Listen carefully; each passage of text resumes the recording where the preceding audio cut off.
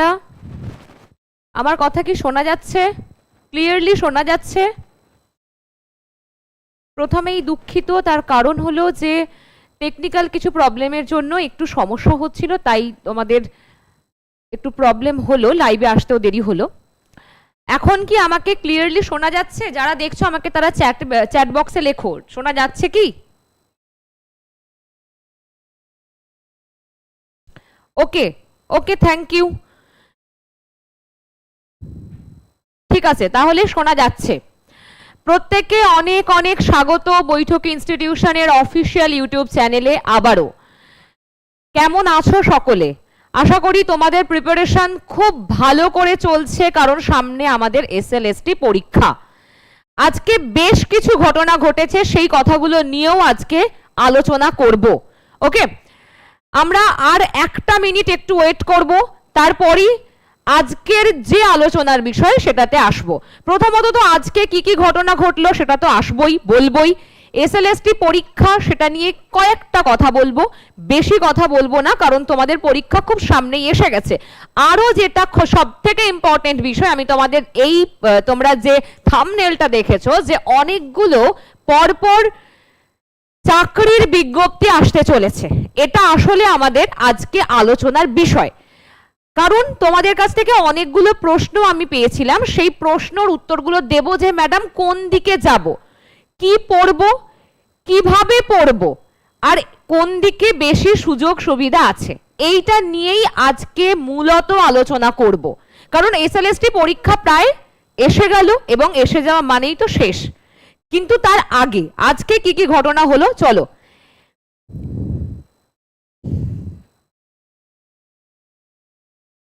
PSC নতুন নোটিফিকেশনের খবর, সবাই তো জানো এই বিষয়টা। অনেকটা জটিলতা তৈরি হয়ে আছে। ওবিসি মামলা সুরাহা প্রয়োজন। প্রবলেম সব দিক থেকে, আমরা সবকিছু ফেস করছি। তোমরাও আশা করি জানো কলেজ ইউনিভার্সিটিগুলোর কি অবস্থা হয়ে আছে। চারিদিকে ভর্তি হয়নি ঠিকঠাক করে, এত আসন সংখ্যা থাকা সত্ত্বেও ইয়াং জেনারেশন যেন পড়াশোনা থেকে মুখ ফিরিয়ে থাকছে। তার কারণ কিন্তু অনেকাংশেই আমাদের এই রাজ্যের জটিলতা, তাই তো? এই সমস্ত প্রবলেমগুলো একটা প্রবল প্রভাব ফেলছে কোথায়? শিক্ষা জগতে ভয়ঙ্কর প্রভাব ফেলছে।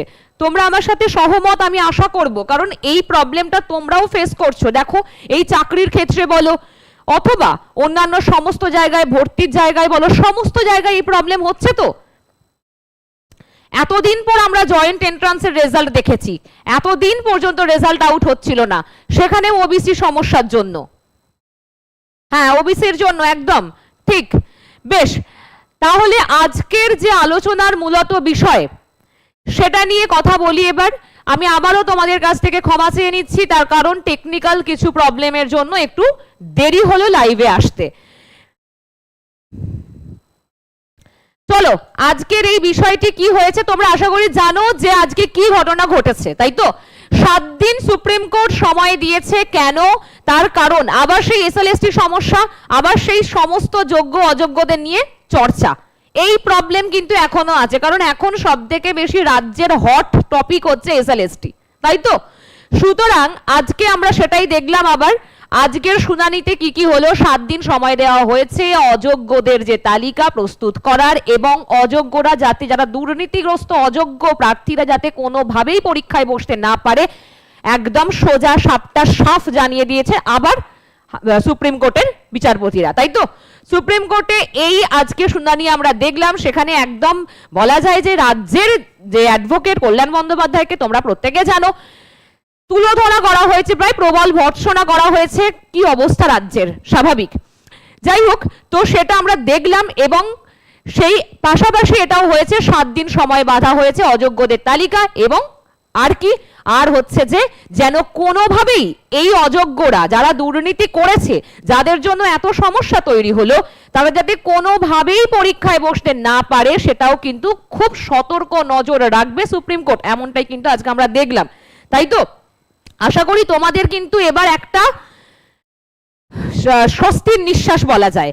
অনেকে বলছিলে যে এই রাজ্যের ব্যাপার কিছু বলার নেই, জানি না কি হতে পারে, আবার হয়তো দুর্নীতি হবে, যারা যোগ্য তারা আবার বঞ্চিত হবে, এরকম কথা তোমরা বলছিলে। এবং এই যে সন্দেহ, এই সন্দেহটা মানে প্রকাশ একেবারেই অমূলক নয়, স্বাভাবিক, আমরা জানি, তোমরাও নিশ্চয়ই আমার সাথে একমতই হবে। কিন্তু আশা করা যায় যেহেতু সুপ্রিম কোর্ট এই কথা বলেছেন, সুপ্রিম কোর্টের বিচারপতিরা আমরা দেখেছি আজকে, তো সুতরাং হয়তোবা এবার স্বচ্ছতাই আমরা দেখতে পাবো। তাই পরীক্ষা খুব ভালো করে দিতে হবে। দেখো এবার মূল একদম কথায় আসি, কারণ তোমাদের সকলের সামনে পরীক্ষা আছে, বেশি সময় আমি নেব না তোমাদের থেকে, ঠিক আছে? চলো আজকে একদম যে বেসিক কথাটা দেখো, তোমরা আশা করি বোর্ড দেখতে পাচ্ছ, এবং এখানে আমি এসএলএসটির কয়েকটা বিষয় তোমাদের প্রথম শুরু করি, তারপর আসল বিষয়টা আসবো, কারণ এখন আমাদের সবার সামনে আছে এসএলএসটি। এখনো আপার প্রাইমারি টেটের কোনো রকম নোটিফিকেশন আসেনি, বা group C group D notification আসেনি। এবার আমাকে প্রশ্ন করছিলে, দেবরাজ দত্ত আমাকে ফোন করছিলে, দেবরাজ দত্ত ফোন করছিল, সরি প্রশ্ন করছিলে যে পিএসসির নোটিফিকেশন কবে আসবে, পিএসসির নতুন নোটিফিকেশন আবার কবে আসবে, তাই তো? এই যে বিষয়টা তোমরা আমাকে জিজ্ঞেস করছো, দেখো সবকিছুর নোটিফিকেশনই আমরা দেখব, কিন্তু তার জন্য একটু আমাদের অপেক্ষা করতে হবে। যেমন ধরো একটা বিষয় আমরা দেখছিলাম যে এসএলএসটি এখন এসে গেল এবং পরীক্ষা হচ্ছে, এরপরে আছে গেজেট প্রকাশিত হয়ে গেছে আপার প্রাইমারি টেটের এবং গ্রুপ সি গ্রুপ ডির, সেটার নোটিফিকেশনও খুব সম্ভাব্য খুব তাড়াতাড়ি আসতে চলেছে, এবং পরীক্ষাও খুব তাড়াতাড়ি হবে। কিন্তু আগে এটা আলোচনা করছি কেন, কারণ আমাদের 7 তারিখ আর 14 তারিখে পরীক্ষা আছে, সেই জন্য। চলো দেখো এসএলএসটির মূল সমস্যাগুলো এখন কি কি তোমাদের হচ্ছে। আমি তোমাদের একটা চ্যালেঞ্জ দিয়েছিলাম, রিভিশন চ্যালেঞ্জ, কারা কারা করেছো রিভিশন চ্যালেঞ্জ? এখন কারা কারা করছো? যারা আমাকে দেখছো তাদের মধ্যে বলো যে রিভিশন চ্যালেঞ্জ এখন কারা কারা অ্যাকসেপ্ট করেছো এবং সেটাকে কন্টিনিউয়াসলি এগিয়ে নিয়ে যাচ্ছ কারা? যারা দেখছো তারা উত্তর দাও আমাকে, যে তোমাদের একটা 7 দিনের রিভিশন চ্যালেঞ্জ আমি দিয়েছিলাম, বলেছিলাম যেখানে খুব অল্প দিনে কিভাবে আমরা রিভিশন করব, পরীক্ষা যখন সামনে থাকবে তখন আমাদের রিভিশন স্টাইল বা প্যাটার্ন কি হবে সেটা বলেছিলাম। তো কারা রিভিশন ওই চ্যালেঞ্জটা অ্যাকসেপ্ট করে শুরু করেছো আমাকে অবশ্যই কমেন্ট বক্সে লেখো, এবং তোমাদের সেটাতে কি কি কাজে এসেছে সেটাও আমাকে অবশ্যই জানাও। চলো আজকে তাহলে প্রথম দেখো এসএলএসটির রিভিশন আমাদের অবশ্যই করতে হবে। তোমরা আমাকে অনেকে কমেন্টে লিখেছিলে যে সিলেবাস কমপ্লিট করার সময় পাইনি, তো রিভিশন কি করে করব। দেখো খুব স্বাভাবিক, এটা খুব কম সময়ের মধ্যে আমাদের অনেকটা বড় একটা সিলেবাস শেষ করার কথা সেই চ্যালেঞ্জে আমাদের দেওয়া হয়েছিল, যে এই এত কম দিনের মধ্যে এতটা সিলেবাস কমপ্লিট করতে হবে, তাই তো? সুতরাং সময় খুব কম ছিল, তাই আমি তোমাদের বলেছিলাম যে কিভাবে তোমরা রিভিশন করতে পারবে যদি সিলেবাস কমপ্লিট নাও হয়। যারা ভিডিওটা দেখোনি তারা অবশ্যই ভিডিওটা দেখে নেবে, ওকে? আচ্ছা, এরপরে যে বিষয়টা দেখো মক টেস্ট, আমি এখানে লিখেছি তোমাদের জন্য। দেখো মক টেস্ট এখন খুব ইম্পর্টেন্ট, তাই তো? কারা কারা মক টেস্ট দিচ্ছ, কারা কারা মক টেস্ট দিচ্ছ না সেটাও আমাকে লেখো, কারণ আমাদের সব সময় আমরা জানি যে পরীক্ষায় ভালো নম্বর পাওয়ার জন্য কম্পিটিটিভ পরীক্ষার আরো গুরুত্বপূর্ণ বিষয় সেটা হচ্ছে মক টেস্ট। মক টেস্ট আমাদের দিতেই হবে, আমাদের বারবার যাচাই করতে হবে। চলো নেক্সট, তোমার মক টেস্টে কত র্যাঙ্ক হচ্ছে এটাও খুব খুব ইম্পর্টেন্ট, কারণ তুমি তবে বুঝতে পারবে যে আমি এত র্যাঙ্ক করেছি, তার মানে আমার সম্ভাবনাটা এই জায়গায় আছে, এবং পাশাপাশি এটাও বুঝতে পারবে যে মক টেস্টে তুমি যেগুলো ভুল করছো ঠিক এতগুলো ভুল করলে তুমি এই রকম জায়গায় যাবে আর 5 জন তোমার থেকে এগিয়ে থাকছে। র্যাঙ্ক কিন্তু এই কথাটা বলে, এবং ভুলটা কেন হলো কি জন্য হলো সেটাও আমাদের অবশ্যই অ্যানালিসিস করতে হয়। চলো নেক্সট, মক টেস্ট সিরিজ। দেখো তোমাদের এই কথাটাও বলে দিই, তোমরা সকলে আশা করি জানো যে বৈঠক ইনস্টিটিউশন মক টেস্ট সিরিজ তো লঞ্চ করে দিয়েই ছিল, এবং সেটার কিন্তু এখন আগে যে অফারটা তোমাদের ছিল তার থেকেও একটা চমৎকার অফার এখন চলছে। সুতরাং যারা যারা এখনো মক টেস্ট কম দিচ্ছ তারা অতিরিক্ত মক টেস্ট দাও। চলো নেক্সট, কোয়েশ্চেন আনসার অ্যানালিসিস। এই যে লাইভ ক্লাসগুলো প্রত্যেক দিন বৈঠক ইনস্টিটিউশন তোমাদের জন্য নিয়ে আসছে ইউটিউবে প্রত্যেকটা সাবজেক্টের উপর। এটার জন্য কি হয়, আগের বছরের প্রশ্ন কেমন হচ্ছে, মানে প্রিভিয়াসের কেমন প্রশ্ন হচ্ছে, অথবা কেমন প্রশ্ন আসতে পারে, সম্ভাবনা কেমন প্রশ্নের, প্যাটার্ন কেমন হতে পারে, এগুলো স্যার ম্যাডামরা নিজেরা বসে আলোচনা করে বারবার নানান বিষয় দেখে তারপর তৈরি করছে তোমাদের জন্য। সুতরাং এটা অবশ্যই এখন দেখার চেষ্টা করবে। যখন তুমি যদি লাইভ না দেখতে পারো কোনো সমস্যা নেই, তুমি অন্য সময় অবসর সময়ে এটা দেখার চেষ্টা করবে। পারলে নিজের ফেসবুক, পারলে নিজের ইনস্টাগ্রাম, পারলে নিজের হোয়াটসঅ্যাপ, এই সমস্ত জায়গাগুলো থেকে এখন একেবারে দূরে সরে চলে এসো। এগুলো সব এখন ডিঅ্যাক্টিভেট করে দাও পারলে, ঠিক আছে? শুধু যেটা তোমার প্রয়োজন সেইটুকু তুমি এখন তোমার জন্য অ্যাক্সেস রাখো, এইটুকু তুমি করবে এখন। কারণ সময়টাকে ঠিকঠাক ভাবে যথার্থভাবে ব্যবহার করতে হবে। আমি এটা সব সময় তোমাদের বলি এবং এটা আমি নিজে খুব বিশ্বাসও করি। চলো তাহলে হলো আমাদের এই মোটামুটি 1টা 2টো 3টে 4টে 5টা, এই 5টা কাজ এখন আমাদের হবে। রিভিশন করব আমরা, প্রচুর পরিমাণে মক টেস্ট দেবো, আর অবশ্যই যদি আমরা এইটা করব সেটা হচ্ছে কোয়েশ্চেন আনসারের যে লাইভ ক্লাসগুলো অথবা কোয়েশ্চেন আনসারের অ্যানালিসিস গুলো আমরা দেখব। কারণ একটা প্রশ্ন থেকে আমরা 5টা উত্তর জানতে পারবো। ওকে, তাহলে এই হবে আমাদের কাজ। আরেকটা কথা, সেটা যারা তোমরা আমাকে অনেকে বলেছিলে, আমার 2-1 জনের নাম মনে পড়ছে, সৌরভ বলেছিলে, ইন্দ্রাণী বলেছিলে, প্রশ্ন করেছিলে যে যখন পড়তে ভালো লাগছে না, এই যে প্রশ্ন এটা, যখন পড়তে ভালো লাগছে না তখন ম্যাডাম কি করে পড়বো? মানে একদমই ভালো লাগছে না, সারাদিন অনেকটা পড়েছি কিন্তু পারছি না, আর খুব খারাপ লাগছে, তখন একটু রেস্ট নিতে গিয়ে হয়তো ফেসবুক স্ক্রল করে ফেলছি, সেখান থেকে কি করে বেরোবো? এটা তোমরা আমাকে প্রশ্নটা করেছিলে, তার উত্তরটা দেখো। খুব সহজ একটা বিষয়, যে সারাদিন ধরে আমাদের পড়লে অবশ্যই কষ্ট হয়, হয়তো আমাকে কমেন্টে জানাও তোমারও কি কষ্ট হয়? সারাদিন ধরে পড়তে কি তোমার খুব ভালো লাগে? অবশ্যই আমাদের ভালো লাগাতেই হয়, কিন্তু হ্যাঁ আমাদের ধৈর্যচ্যুতও তো আমরা হই। খুব বেশি সময় ধরে আমাদের পড়তে স্বাভাবিক একটা কষ্ট হয়। ইভেন একটা কাজ, একই রকম কাজ অনেকক্ষণ ধরে দেখবে করতে ভালো লাগে না।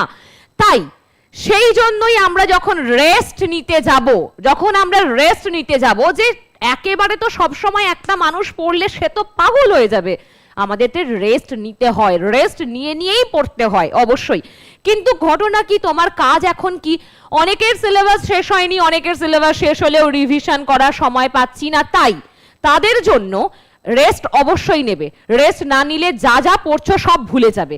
তাই যখন রেস্ট নিতে যাচ্ছ, রেকর্ডেড ক্লাসগুলোকে চালিয়ে দাও সাইডে, পড়তে হবে না, শুধু কানে শোনো, শুধু কানে শুনতে থাকো। জানবে শুনলেও আমাদের প্রচুর মনে থাকে, আর শুনলে আমাদের সব থেকে বেশি মনে থাকে। সেই ক্লাসগুলো চালিয়ে দাও, দিয়ে শুনতে থাকো, কনসেপ্টটা ক্লিয়ার করতে থাকো।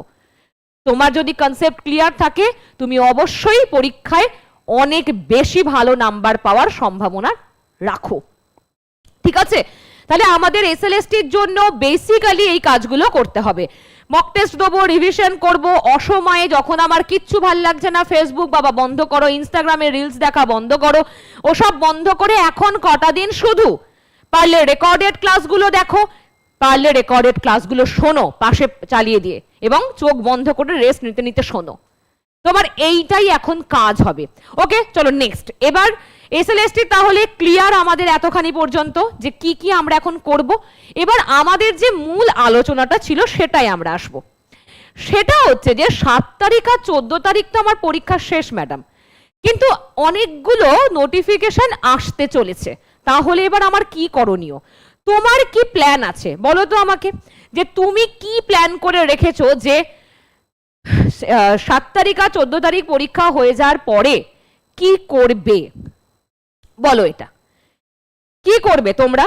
মানে তোমাদের এরপর নেক্সট টার্গেট কি? ধরো আমি তোমাদের বলছি যে আপার প্রাইমারি টেটের নোটিফিকেশন আসতে চলেছে, গ্রুপ সি ডি নোটিফিকেশন আসতে চলেছে, তোমাদের টার্গেট কোনটা বলো আমাকে, তোমাদের ঠিক টার্গেট কোনটা?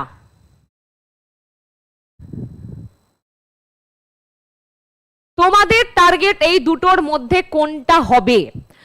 এবার আরো একটা প্রবলেম কি জানো, শুধু এই দুটো নয়, শুধু এই প্রবলেমটাই নয় যে দুটো নোটিফিকেশন আসতে চলেছে তাহলে কোনটা ছেড়ে কোনটা পড়বো, শুধু এইটুকু নয়, এরপর আরো একটা ঘটনা আছে, সেটা দেখো।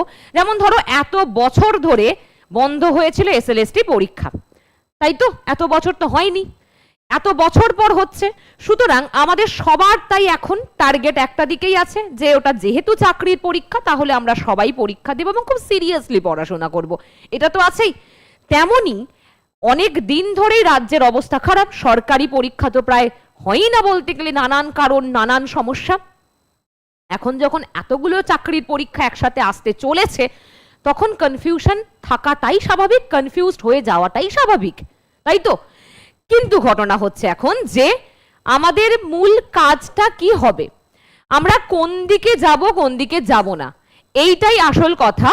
তোমরা যখনই এসএলএসটি পরীক্ষা হয়ে যাবে দেখবে 7 তারিখে এবং 14 তারিখে, তারপর আসলে তোমাদের এই ভিডিওটা সব থেকে বেশি কাজে লাগবে যে এরপর আমরা কি করব, এরপরে আমাদের ঠিক কি করণীয়, কি করতে হবে, সেটাই আজকে আলোচনা করব। এবং আরেকটা কথা, সেটা হচ্ছে অনেকেই আছো যারা গ্রাজুয়েশন কমপ্লিট করেছো, তারপরে মাস্টার্স করেছো, তারপর বিএডও করে ফেলেছো, কিন্তু তারপরে নেট পড়তে চাইছো, অথবা গ্রাজুয়েশন করেছো, বিএড করেছো, মাস্টার্স করছো বা করে ফেলেছো, এবার নেট পড়তে চাইছো। তারাও একটা প্রশ্ন আমাকে বারবার করছো যে এখন তাহলে ম্যাডাম কি করব, আমরা কি নেট পড়বো নাকি আমরা এই বছরের নেটটাকে বাদ দেব, আমরা শুধু এখন আপার প্রাইমারি বা গ্রুপ সির বা ডির এইসবের জন্য কিছু প্রিপারেশন নেব, কারণ চাকরির তো খুব দরকার। এই বাজারের অবস্থা, মানে চাকরির বাজারের ভীষণই খারাপ অবস্থা, তো সেখানে তো চাকরি দরকার। তাহলে কি এখন আমি নেট পড়াটা বন্ধ রাখবো? কিন্তু আমার তো স্বপ্ন পিএইচডি করা, আমার তো স্বপ্ন একটা কলেজ ইউনিভার্সিটিতে অধ্যাপক হওয়া, তাহলে আমার এখন কি করণীয়? এই প্রত্যেকটা প্রশ্নের উত্তর আজকে এই ভিডিওতে আমি দেবো। এবার চলো তাহলে আমাদের নেক্সট কাজ কি।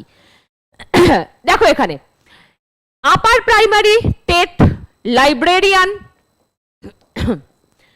Group C D, special educator, primary TET. এবার এখান থেকে কয়েকটা চাকরি, যেরকম লাইব্রেরিয়ান, এই দেখো লাইব্রেরিয়ান, তার লাইব্রেরি সায়েন্স থাকতে হবে, আর্টস কমার্স সায়েন্স যাই সে গ্র্যাজুয়েট হোক, লাইব্রেরি সায়েন্স তাকে থাকতে হবে। সুতরাং তোমার যদি না থাকে তোমার জন্য এটা হচ্ছে না। চলো নেক্সট, স্পেশাল এডুকেটর। এখানেও কিন্তু স্পেশাল যারা ডিএলএড বিএড করে তাদের সেটা থাকতে হবে। যদি তোমার না থাকে এটা তুমি এটাতে অ্যাপ্লাই করতে পারবে না। যারা করেছে, যেমন নেতাজি সুভাষ ওপেন ইউনিভার্সিটি থেকে যেরকম স্পেশাল বিএড হয়, যারা করেছে তারা এটার জন্য অ্যাপ্লাই করতে পারবে। ঠিক আছে, তাহলে আমাদের হাতে পড়ে আছে আর কটা? একটা, দুটো, তিনটে। Upper primary, group C, group D, primary TET, যেগুলো মোটামুটি ভাবে আমরা দেখছি আসতে চলেছে।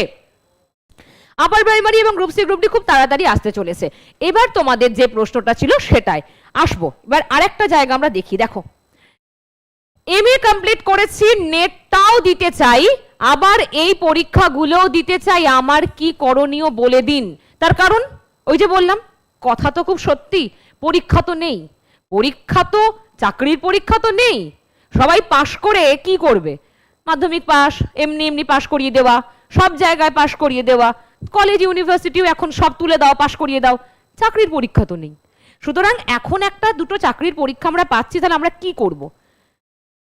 এই প্রশ্নগুলো বারবার আসে, তাই তো? এবং তোমারও মনে এটা হয়, আমি জানি এটা তোমার মনেও হয় যে কি করব, কোন দিকে যাব, কোন দিকটা গেলে বেশি আমার লাভ হবে, সেটা নিয়ে কথা বলবো। চলো আরেকটা জিনিস দেখি তাহলে। এখানে আমি সিলেবাসটা রেখেছি, কেন সেটা বলবো, আসবো। গ্রুপ সি, গ্রুপ ডি সিলেবাসটাও রেখেছি, সহজ করে একদম, যেটা তোমরা বুঝতে পারবে। এবার নেটের একটা পেপার 1 এর সিলেবাস রেখেছি। চলো তারপর এবার এইটা দিয়ে আগে আমি শুরু করি, তারপরে মূল জায়গায় আসবো। এবার ধরো তোমার ডিএলএড অথবা বিএড করা আছে, ওকে, ধরো তোমার ডিএলএড অথবা বিএড করা আছে, কিন্তু তোমার এমএ বা এমএসসি নেই, এমএ বা এমএসসি নেই, তুমি শুধু গ্রাজুয়েট, তোমার ডিএলএড অথবা বিএড করা আছে, তাহলে তোমার একটা ক্লিয়ার জায়গা থাকবে যে আমি তো নেট পড়ছি না। ঠিক আছে, একদম ভালো করে এই পয়েন্ট অফ ভিউটা দেখতে হবে। ঠিক আছে, তাহলে কি আমার একটা কাজ হচ্ছে, আমি তো তাহলে যেহেতু আমার মাস্টার্স নেই, চলো তাহলে আমার কোনো সমস্যা নেই, আমার হাতে দুটো পরীক্ষার এখন আমার লক্ষ্য হবে সেটা হচ্ছে আমার আপার প্রাইমারি, অথবা আমি যদি চাই আমি গ্রুপ সি ডি দিতে পারি। ক্লিয়ার? যাদের মাস্টার্স নেই, চলো তাদের নেটটা বাদ হয়ে গেল। এবার নেক্সট, যারা শুধু কম্পিটিটিভ পড়াশোনা করো, শুধুই কম্পিটিটিভ পড়ো, যেমন সামনে হয়তো ওয়েস্ট বেঙ্গল পুলিশ আসছে, রেলের পরীক্ষা আসতে চলেছে, যারা শুধু কম্পিটিটিভ পড়ছো, শুধু কম্পিটিটিভ, তারা একদম চোখ বন্ধ করে নিশ্চয়ই এটাই ভাববে যে আমরা তো কম্পিটিটিভ পড়ছি, মানে আমাদের গ্রুপ সি গ্রুপ ডি অবশ্যই, এটাই আমাদের ফোকাস করা উচিত। তাহলে এখানেও একটা জায়গা চলে গেল যে যারা শুধু কম্পিটিটিভ পড়ছো তাদের জন্য গ্রুপ সি গ্রুপ ডি থাকলো। কিন্তু অনেকেই আছো তোমরা, আমি জানি অনেকেই আছো, তার কারণ অনেকেই গ্রুপ সি গ্রুপ ডি দিতে চাও, তার কারণ হচ্ছে যে গ্রুপ সি বা গ্রুপ ডির পরীক্ষার প্রশ্ন অন্যান্য কম্পিটিটিভের থেকে তুলনামূলক অনেকটাই সহজ হয়, এইটা একটা বড় বিষয়। এবার কিন্তু তারা আছে যারা শুধু কম্পিটিটিভের জন্যই প্রিপারেশন নিচ্ছে, তাদের জন্য এটা প্লাস পয়েন্ট। ওকে, এইবারে আছে আমার কাছে যে আমি মাস্টার্স করেছি, বা আমি এমএসসি করেছি, যাই হোক, কিন্তু আমার বিএডও আছে, আমি নেটও পড়তে চাই, কিন্তু এই মুহূর্তটায় আমি শুধু এখন যেটা করতে চাই সেটা হচ্ছে আমার এই পরীক্ষাগুলো আমি দিতে চাই। তারা কি করবে?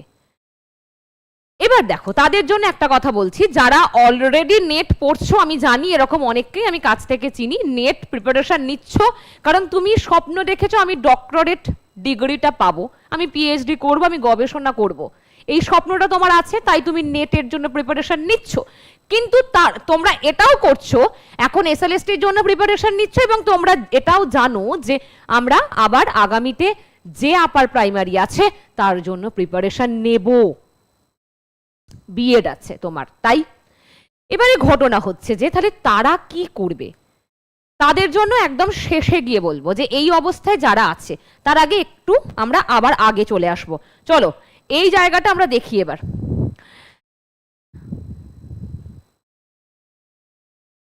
এখানে দেখো, আপার প্রাইমারির মধ্যে যেগুলো আছে, চাইল্ড পেডাগজি বা চাইল্ড ডেভেলপমেন্ট পেডাগজি, এগুলো থাকে। প্রথম যেরকম বাংলা থাকে, বাংলা থেকেও বেশিরভাগটাই পেডাগজি টাইপেরই প্রশ্ন আসে। দ্বিতীয় যেটা ভাষা ইংলিশ, সেখান থেকেও তাই কম্প্রিহেনশন আসে থাকে একটা। তারপরে সায়েন্স, তোমার যদি সায়েন্স ব্যাকগ্রাউন্ড হয় সেখানে ম্যাথ, ফিজিক্স, কেমিস্ট্রি, সেখান থেকে প্রশ্ন আসবে। আর তোমার যদি আর্টস ব্যাকগ্রাউন্ড হয় তাহলে তোমাকে পড়তে হবে ইতিহাস, ভূগোল, পলিটি।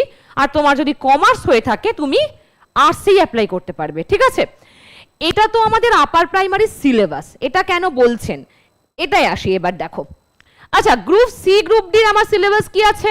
গ্রুপ সি আমাদের আছে জিকে আছে। এই জিকেও কিন্তু আমাদের মোটামুটি যে ইকোনমিক্স, তারপর পলিটিক্যাল সায়েন্স, হিস্ট্রি, জিওগ্রাফি, মোটামুটি সেখান থেকেও আমাদের প্রশ্ন আসে। নেক্সট আছে সিএ কারেন্ট অ্যাফেয়ার্স, এটাও সমস্ত কিছুটাই নিয়ে কারেন্ট অ্যাফেয়ার্স। তারপরে অ্যারিথমেটিক আছে। এই অ্যারিথমেটিকটা ইম্পর্টেন্ট কেন বলছি এটা বলবো আমি। তারপরে আছে জেনারেল ইংলিশ। চলো, কিন্তু একটা ঘটনা, যদি তোমার দুটোই হয় যে আমি দুটো পরীক্ষাই দেব, আমি আপার প্রাইমারি টেটও দেব, আমি গ্রুপ সি ডি দেব। এবার ঘটনা দেখো, খুব ক্লিয়ার একটা বিষয় যে আপার প্রাইমারি টেটের কিন্তু বেস যেটা ভিত্তিটাই পেডাগজি কেন্দ্রিক, এটা খুব সত্য। এবং সেখানে যে যা কিছু থাকবে সেগুলো যেমন তোমার ধরো কি ছিল এখানে, যেমন ধরো এই যে বাংলা বলো, ইংলিশ বলো, বা সায়েন্স থেকেই হোক, আর্টস থেকেই হোক, এই যে ভূগোল, ইতিহাস, পলিটি, যাই হোক, এগুলোর খুব যে মানে প্রশ্ন আসার সম্ভাবনাটা খুবই একদম যে প্রাইমারি স্টেজ থেকে বলা যায়। কিন্তু গ্রুপ সি গ্রুপ ডিতে অতটা সেরকম নয়। একটা কম্পিটিটিভ পরীক্ষা ঠিক যেমন হয় সেই টাইপেরই হয়, তবে তুলনামূলক সহজ হয় গ্রুপ সি গ্রুপ ডির প্রশ্ন। আশা করি তোমরা প্রশ্ন দেখেছো। যদি তোমাদের কাছে প্রশ্ন না থাকে আগের বছরগুলোর, যদি ঠিকঠাক প্রপার সিলেবাস না দেখে থাকো, কারণ শুধুমাত্র এইটুকু সিলেবাস নয়, এর ভিতরে কিন্তু অনেকগুলো বিভাগ আছে, মানে অনেকগুলো কি পোর্শন পড়তে হবে আমাদের। অবশ্যই তাহলে বৈঠক ইনস্টিটিউশনের যে ফ্রি গ্রুপগুলো আছে, হোয়াটসঅ্যাপ বলো, টেলিগ্রাম বলো, সেগুলোতে জয়েন করে যাবে। সেখানে সমস্ত কিছু তোমাদের দিয়ে দেওয়া হয়। ওকে, আগের বছরের প্রশ্ন থাকে, সব কিছু থাকে। চলো নেক্সট, তাহলে আমাদের এবার কাজ কি হবে? এবার ওই যে প্রথমেই আমি তোমাদের একটা বলছিলাম যে তোমার যদি আপার প্রাইমারি বা তোমার টিচিং এর দিকে যাওয়ার ইচ্ছা থাকে, তোমার ফোকাস অবশ্যই হওয়া উচিত যে আমার আপার প্রাইমারি, কারণ আমরা সবকিছু একসাথে খেলে না আমাদের হজম হয় না। তাই আমার টার্গেট প্রথম থাকা উচিত, যদি আমার হয়ে থাকে টিচিং এর প্রতি আমার বেশি ইচ্ছা, আমার বেশি ইন্টারেস্ট, তাহলে অবশ্যই আমাদের হওয়া উচিত টার্গেট আপার প্রাইমারি টেট। আপার প্রাইমারি টেট, কারণ ওই যে বললাম সিলেবাসটা কিছুটা আলাদা, পেডাগজির পোর্শন বেশি। কিন্তু যদি আমি গ্রুপ সি দিতে চাই, দিতেই পারো, কোনো সমস্যা নেই, তুমি গ্রুপ সি দিতেই পারো। তার জন্য তোমাকে যেটা পড়তে হবে সেটা গ্রুপ সি ডির যে সিলেবাস, তার সাথে তুমি আপার প্রাইমারির কিন্তু খুব বেশি মিল পাবে না। অনেক সময় দেখে আমাদের মনে হয় ভূগোল, ইতিহাস, পলিটিক্যাল সায়েন্স, এগুলো তো ওখানেও ছিল, তাই তো? আপার প্রাইমারি যেটা ভূগোল, ইতিহাস, পলিটি, আবার আমরা যদি গ্রুপ সি গ্রুপ ডির জিকে সিএ দেখি, সেখানেও কিছু কিছু পোর্শন আমরা পাবো, কিন্তু খুব বেশি মিল পাবে না। কিছুটা অবশ্যই পাবে, কারণ বেশি পড়লে, মানে ধরো তুমি বেশি পড়েছো, বা তুমি যখন ধরো তুমি 10 লেভেলের বই পড়েছো, তাহলে তুমি অবশ্যই ক্লাস 8-এর বিষয়টা কমন পেলেও পেতে পারো, ব্যাপারটা হচ্ছে এরকম। কিন্তু সিলেবাস অবশ্যই বেশ কিছুটা আলাদাই, কারণ তার স্ট্যান্ডার্ডটা আলাদা। কি স্ট্যান্ডার্ডে প্রশ্ন আসে সেটা তোমাকে দেখতে হবে। এবার ঘটনা, যদি তুমি দিতে চাও 100 বার পারবে, আপার প্রাইমারি টেট এবং গ্রুপ সিডি একসাথে প্রিপারেশন করতে চাইলে তোমাকে প্রচুর সময় বার করতে হবে। এটাই খুব সত্য কথা, সময় বার করতে হবে, একটুও সময় নষ্ট করতে পারবে না। সময় কেমন দেবে? সেটা হচ্ছে যে একদম প্রপারলি তোমার থাকবে, আমি 4 ঘন্টা পড়বো আপার প্রাইমারির জন্য। তোমার কাছে যদি অবশ্যই ডিএলএড বা বিএড থাকে, আমি পড়বো একদম 4 থেকে 5 ঘন্টা আপার প্রাইমারি টেটের জন্য, আর আমি গ্রুপ সি এর জন্য পড়বো। তুমি যদি ডি নাও দিতে চাও, আমি সেটা তোমার ব্যক্তিগত বিষয়, ডি দিলেও সেটা বিষয়, সেটা গ্রুপ সি গ্রুপ ডি তুমি যদি দিতে চাও, তাহলে তার জন্য আমি 3 থেকে 4 ঘন্টা পড়বো। এইভাবে আমাদেরকে ভাগ করে নিয়ে পড়তে হবে, যদি তোমার টার্গেট এটা হয়। দুটোই যদি টার্গেট হয়, আমি না হলে আমি তোমাকে বলবো অবশ্যই যে কোনো একটা টার্গেট করলে সেটা বেশি বেটার, কারণ সেখানে 100% ফোকাসটাই সেখানে দেওয়া পসিবল হয়। ঠিক আছে, এই একটা ঘটনা হলো। তারপরে কিন্তু একটা ঘটনা, যারা বারবারই জিজ্ঞেস করছিলে যে নেট পড়তে পড়তে কি করে পড়বো। এবার দেখো, গ্রুপ সি গ্রুপ ডি এই যে বললাম, যারা কম্পিটিটিভ পড়ছে তাদের জন্য তো খুবই ভালো, কিন্তু যদি কারোর বিএড না থাকে, সে তো আপার প্রাইমারি টেট দিতে পারবে না, তাহলে সে তো গ্রুপ সি গ্রুপ ডির জন্য পড়তেই পারে, তাই তো? এটা তো একটা খুব স্বাভাবিক বিষয়। তাই জন্যই গ্রুপ সি গ্রুপ ডির জন্য যারা পড়বে বলে ভাবছো, হয়তো তোমার বিএড নেই, অনেকেরই এরকম আছে, তারা তাহলে কি করবে? তাদের কিন্তু মাস্টার্সও আছে, মানে তারা কিন্তু নেটের জন্য প্রিপারেশন নিচ্ছে, কিন্তু তারা চাইছে পরীক্ষাটা দেবে। তাদের জন্য একটা ভালো দিক আছে, সেটা আমি বলছি। এবার দেখো, আমরা অ্যারিথমেটিকে দেখছিলাম গ্রুপ সি ডির যে সিলেবাসটা, সেখানে দেখবে আমাদের বেসিক কিছু কিছু ম্যাথ শিখতে হয়, তাই তো?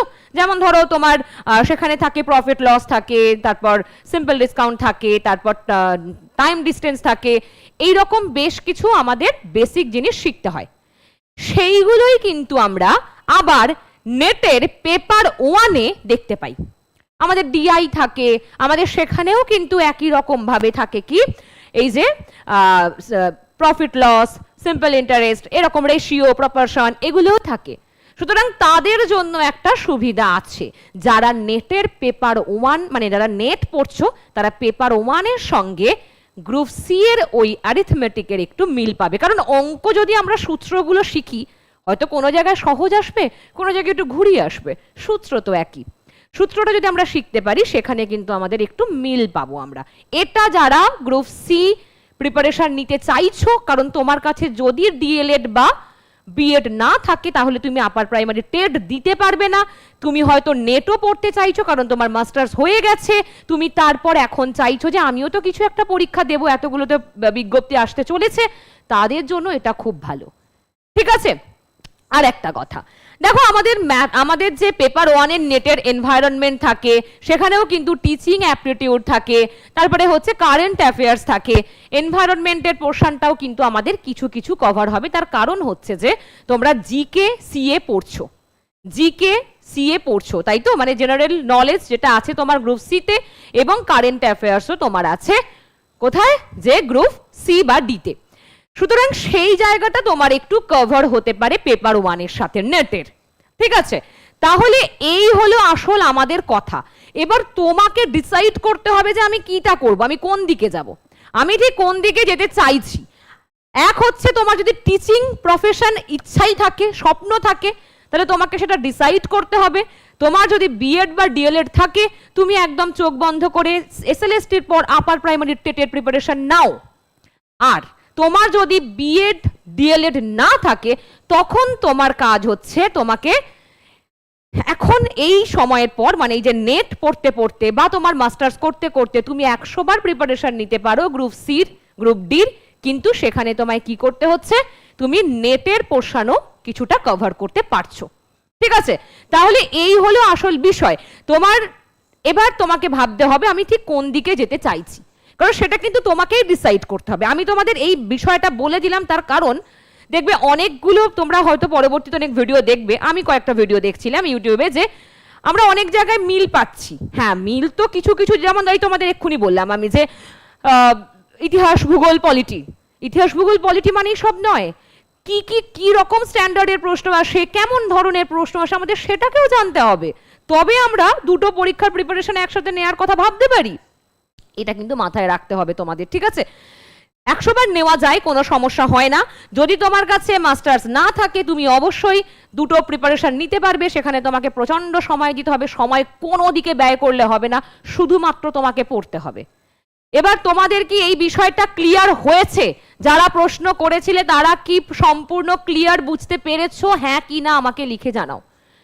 সম্পূর্ণ ক্লিয়ার কি হয়েছে বিষয়টা? যে যে প্রশ্নগুলো তোমরা করছিলে সেগুলো ক্লিয়ার হয়েছে? বলো, যদি হয়ে থাকে ক্লিয়ার, আমাকে অবশ্যই কমেন্টে লিখে জানাবে যে তুমি এই সমস্যায় পড়েছো কিনা, বা তুমি এই সমস্যার কথা ভাবছিলে কিনা, এটা আমাকে অবশ্যই জানাবে।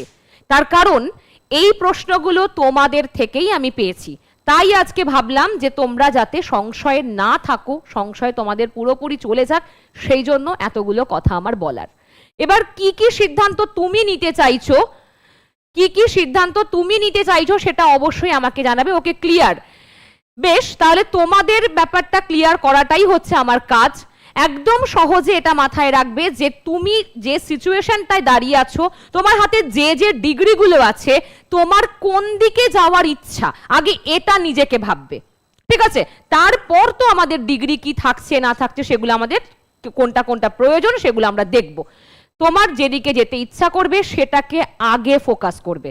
একটা লক্ষ্য আগে ঠিক হবে, তারপর অন্য কিছু ভাববো। মানে সব সময় এ প্ল্যানটা যদি সাকসেসফুল হয়ে যায় তাহলে তার বি কে লাগে না। তুমি রাখতেই পারো বি প্ল্যান হাতে, কিন্তু এ কে এমন ভাবেই এর প্রতি তুমি কনসেন্ট্রেট করবে যেন আমার বি প্ল্যানটাকে আর খুব বেশি প্রয়োজন না হয়। এটাই তোমার কাজ হবে, বুঝতে পারলে বিষয়টা? ওকে, যদি কোনো প্রশ্ন থাকে এর পরেও অবশ্যই আমাকে জানাবে, আমাকে ফোন করবে, কমেন্ট করবে।